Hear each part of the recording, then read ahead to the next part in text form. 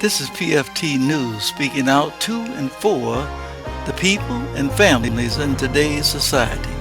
I am your news commentator. If you don't stand for something, you will fall for anything.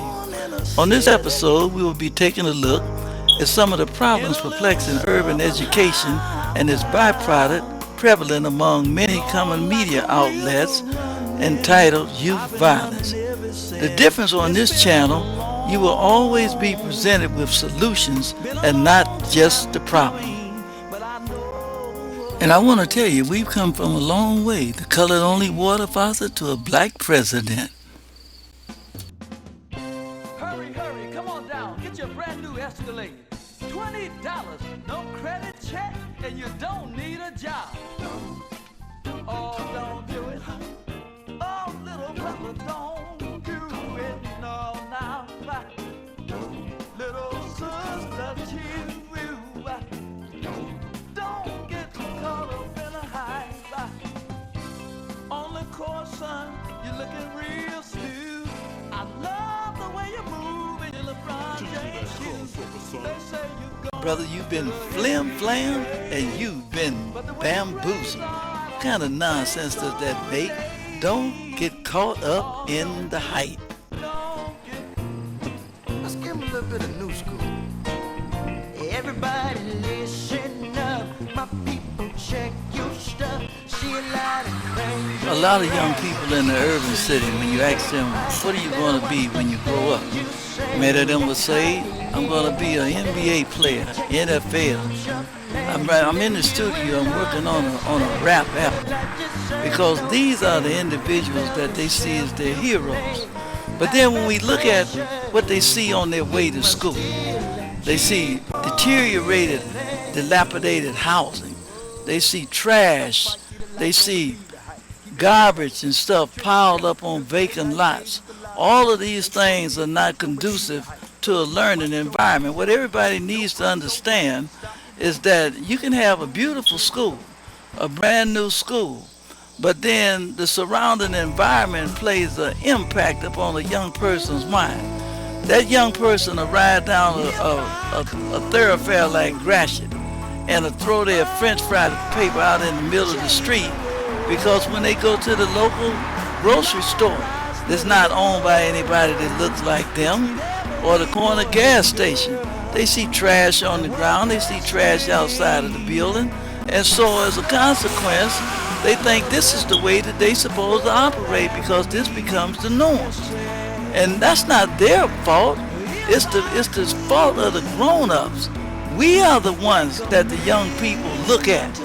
We are the ones that's supposed to be representatives on what life is supposed to be about. In the suburban schools, when they go to school, they see everything clean and neat. The grounds surrounding the school, the neighborhood, the houses that they go to, the businesses that they patronize. Everything is in order, and in most instances, everything that is around them basically is there because of education. So when they come to school and the teacher says, get an education, education has a meaning. But in the urban setting, when we tell a young person in the 9th grade, if you do A, B, C, D, and E, 9 years from now, you will be able to do A, B, C, D, and E. But you need to understand that this young person can't even see 9 minutes from now, not alone 9 years from now. So we've got to create alternatives within the curriculum that will motivate a young person in the urban setting to want to come to school, to want to take care of business, to want to stay out of trouble, to give them an alternative to selling drugs, being in gangs and gang banging, and all of the things of that nature. And from my experience, an entrepreneurship program is one of the greatest things that you can institute within the educational environment. Here's a program that was called KidCo when I was at the Urban League that I was blessed to create. These young people ran their own business. They got a check every month, almost $200 a month. One thing that America can do is put on the city income tax form a situation that will allow a person to contribute $5 to youth entrepreneurial program. In this diagram, young people own their own landscaping company, their own record company, their own management company. Young people learn how to do the bookkeeping, keeping books for the retail outlets, for the record company, the management company. That young man that comes to school with his pants falling down, when you could say to him, now, I heard you rapping coming down the hall.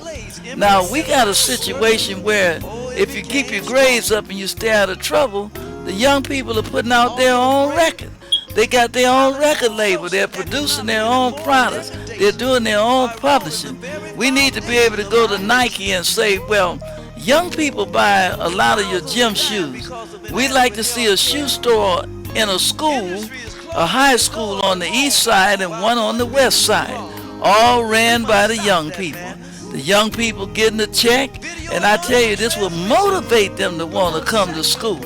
This will encourage them to keep their grades up. And this, beyond a shadow of a doubt, will improve education in America. God bless you all.